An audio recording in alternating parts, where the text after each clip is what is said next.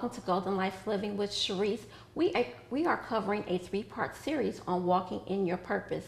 And today we're going to split up a concept that's going to take you from isolation to elevation.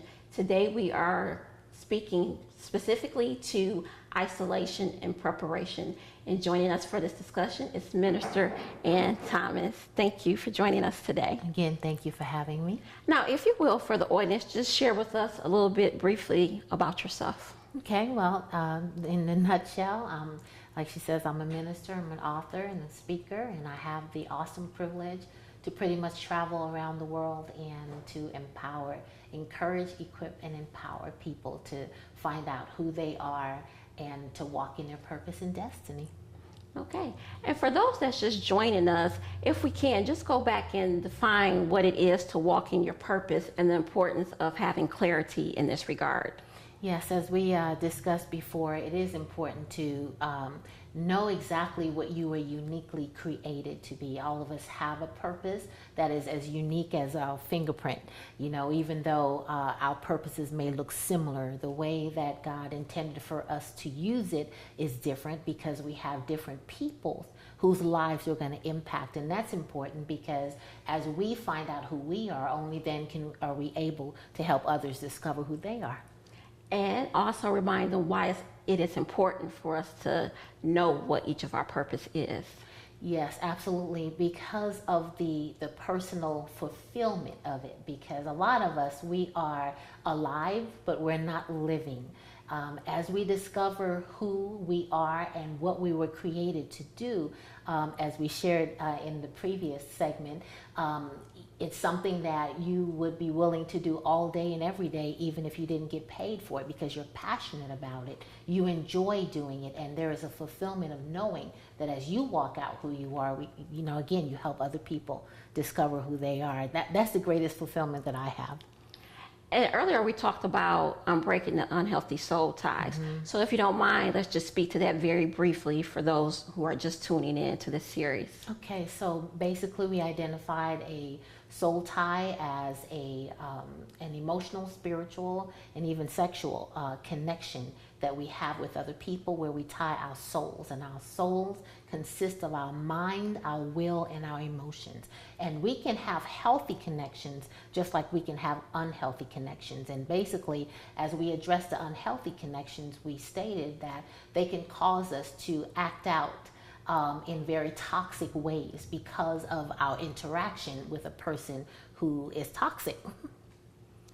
And so today we're going to talk about isolation and preparation, yes, which you have this 4-step process where we go from isolation to preparation to transformation to elevation. Yes. So if you can, just briefly define isolation and then preparation. Okay, so basically, just for the viewers, I have a book titled The New Consecrated Cocoon, and it is a book that plays off of the transformation process that the caterpillar goes through, the metamorphosis process. That's what it's actually called. And it is imperative for the caterpillar to go into that place of isolation because he has to go in there to shed everything that he is not going to need when he comes out as a butterfly. So the isolation part for a lot of us, as we can kind of tie it to this unhealthy soul ties, is once we've connected ourselves unhealthily with people, before we can now connect in a healthy way, we too have to isolate ourselves so that there is that purging, as we talked about, there is that removing of those things that would hinder us from being able to healthily connect. And I like the analogy of the caterpillar to butterfly, because typically when you think of a caterpillar, we don't think of anything beautiful. That's right. But the process that it goes through, so you went through something maybe traumatic, right? And you go through your metamorphosis phase, yes, and just on the other side, it's just something just very beautiful on the other side of that. So I really love that analogy and hope that the audience can identify and appreciate that yes, regardless of what you're going through, that you can step out victorious. Absolutely. And become a better person. Absolutely. In that regard. Absolutely. And so now what does the preparation look like in that? Well, as far as the preparation, I would have to say that I don't know how many of you know, but when the caterpillar goes into the cocoon, it hangs upside down in a position of surrender. And so for a lot of us, we don't like, it's kind of like finding out you have cancer and surgery has to be done. We want the cancer out, but we're not too excited about the actual surgery, right? And so when the caterpillar goes in, he already knows that the caterpillar has to die for the butterfly to live. For a lot of us, that preparation is a dying to our old ways, dying even to ourselves.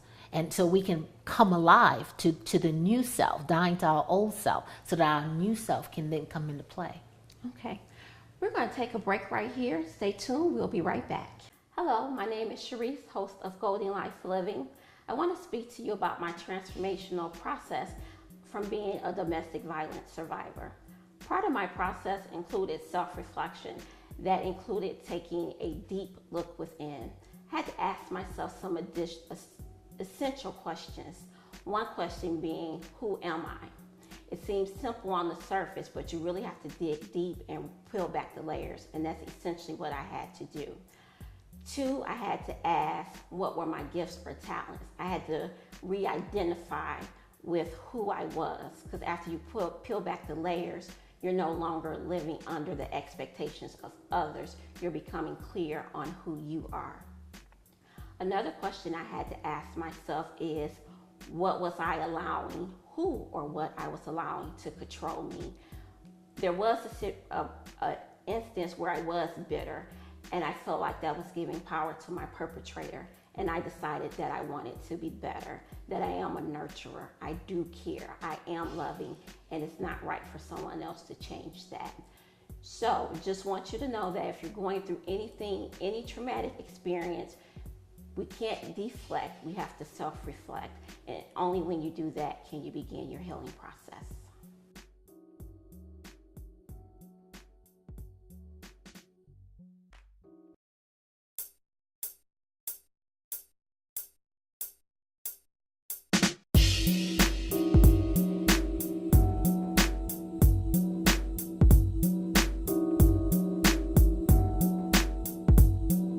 Welcome back to Golden Life Living with Charise.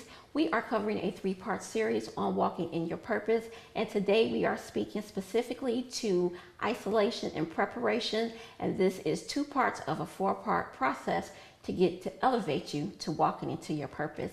And joining us for this discussion today is Minister Ann Thomas. Now, just jumping right on in, speak to us about the intent of the isolation process and why is it important for our interconnectedness?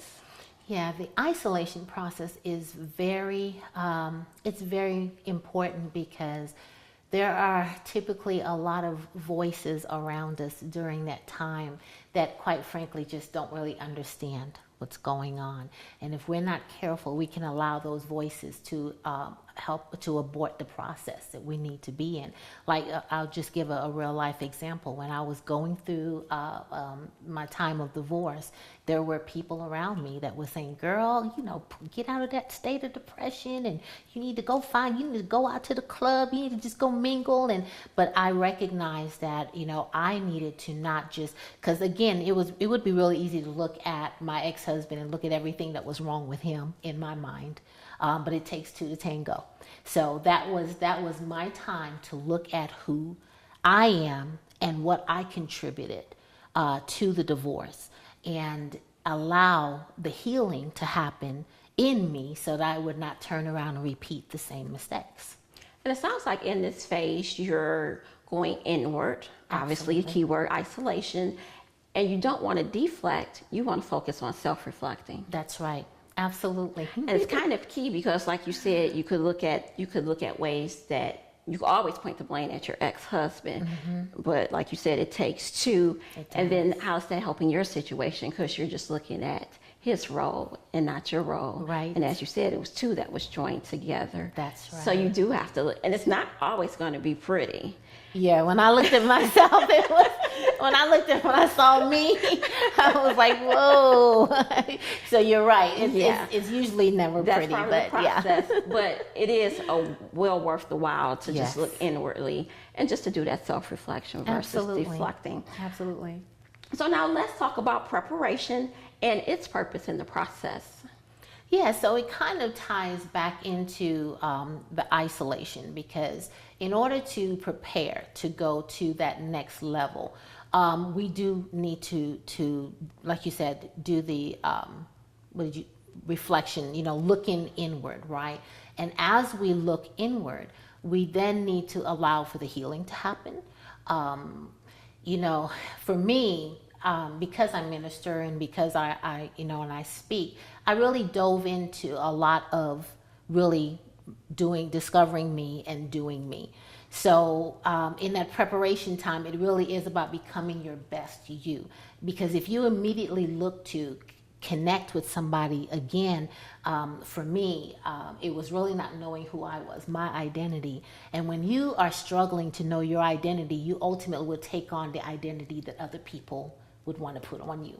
So I had to find out who I was before I could connect with anybody else. And I think that's very essential, the identity, because you always, from childhood, you have your parents placing their expectations on you, your teachers, you get out here into the workforce, your supervisors. So that really is a big question I think everyone needs to ask. Who am I? That's right. 3 simple words. Who am I? But that is a hard question. It is. It is. Now explain why it's important to be fully engaged as you're going through this isolation and preparation phase. You don't want to skim over it. That is such an awesome question, because just to kind of go back to the caterpillar, when he goes in, he loses body parts, if you will. That is not going to be necessary when he becomes a caterpillar. He's not going to have, he loses a mouth because a caterpillar doesn't have a mouth. It eats another way. He loses legs because a caterpillar has wings. Well, for a lot of us, there are some things we have to lose. In that process, I say this in the book because I think it's kind of humorous, but to surrender to the process, I believe just like the caterpillar, God had to kind of remove my mouth, muzzle me, so that I would not speak against the process. I would not say things that contradicted the new me that he was trying to bring to the forefront. He had to remove my legs so I wouldn't abandon the process. I wouldn't run from it, because like she said, looking at yourself is not easy. And as I began to see who I was, I had to allow for the time to not embrace the shame, but really do a reversal. There were very positive things about me that just turned negatively, and I had to go back to the core of who I knew I really was, not who I responded to certain situations as. Does that make sense? That makes absolute sense. We're going to take a break. We'll be right back. Hello, my name is Charise, host of Golden Life Living. I want to speak to you about my transformational process from being a domestic violence survivor. Part of my process included self-reflection. That included taking a deep look within. I had to ask myself some essential questions. One question being, who am I? It seems simple on the surface, but you really have to dig deep and peel back the layers, and that's essentially what I had to do. 2, I had to ask, what were my gifts or talents? I had to re-identify with who I was, because after you peel back the layers, you're no longer living under the expectations of others. You're becoming clear on who you are. Another question I had to ask myself is, what was I allowing, who or what I was allowing to control me? There was an instance where I was bitter, and I felt like that was giving power to my perpetrator. And I decided that I wanted to be better, that I am a nurturer, I do care, I am loving, and it's not right for someone else to change that. So just want you to know that if you're going through anything, any traumatic experience, we can't deflect, we have to self-reflect. And only when you do that can you begin your healing process.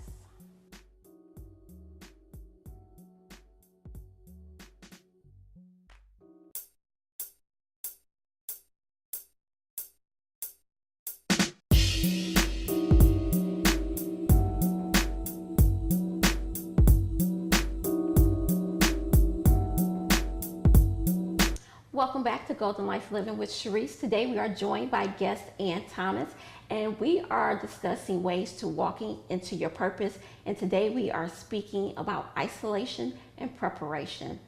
So Ann, if you will, offer the audience some specific tips and advice as it pertains to the isolation phase. Okay, so I would say surrender to it. Bottom line, and we actually can go into our cocoons, if you will, more than once. The first time that I went in, I was distraught. I was going through a really hard time, and so I went in really not knowing what it was going to be like, and then I learned it was really a very hard place, if I could just be honest with you. But then there was another time in my life that God actually invited me back in because he needed to purge some things from me. On that one, I kind of gave God an RSVP. I didn't just willingly go, but it is absolutely necessary that you enter into that process. And the biggest thing I would say is surrender to it.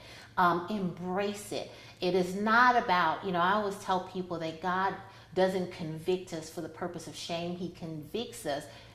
He allows the conviction to come because there is some correction that needs to realign us back to our purpose. So if you are in that place, surrender to it, because that just means that you are beneath your potential, and it's time for you to live in your full potential. That's excellent advice. So now also offer some tips and advice as it pertains to the preparation phase. Preparation. Stay in that place where you are discovering who you are. Don't be so quick to want to go and connect yourself with somebody else. I said in a prior segment that we attract who we are. So be your best you, because as you become your best you, people who are not going to speak positively into your life, who are not going to be a great influence, you won't choose those kind of relationships because you know the direction that you're going. So I would say to you, stay in that preparation process and allow it to take its course. And it sounds like that preparation piece is very important, because if you're not prepared and you're not planning, you could go back Absolutely to that former self. Absolutely, because it gets lonely. Yeah, there are a lot of things that's happening in there that would all of a sudden make Egypt seem good again. All right. Now, what are some things people can expect? Is there something that may arise as they're going through these phases? Like you were saying, through your isolation phase, you're just, no, not me. Absolutely. And yeah, I think you can expect to identify those things, because again, we spoke about it. Most, if not all of us, are a product of our upbringing. That's not to place blame. That is just being honest and acknowledging. If you come up in an atmosphere where maybe there was, abuse or emotional, physical, mental. If you come up in that kind of atmosphere, then you didn't just pop up on the earth a negative person. There are things that contributed to that, and you need to take the time to identify these things, just like Charise said, so that you will not go backwards. You want to go forward. So yeah, there are things that are going to crop up that are going to look you in the face, but that's a good thing, because you want to identify those things and then make different decisions. So now you're prepared for it. Absolutely. Now, if you will, let the audience know of any upcoming initiatives you have and ways they may connect with you. Okay, so I always tell everyone the best place to find out what's going on with my ministry is to visit my website. It is anthomasministry.com. There you can find the various events that I am that I'm taking part of, and also we're having a Breaking Unhealthy Soul Ties online workshop that's coming up in the next couple of weeks here. And also you can check out my book. This is the book we're talking about. It's The New Consecrated Cocoon. Thank you. I want to thank you for tuning in to Golden Life Living with Charise. I hope that you will tune in next week as we continue on this journey and grow together.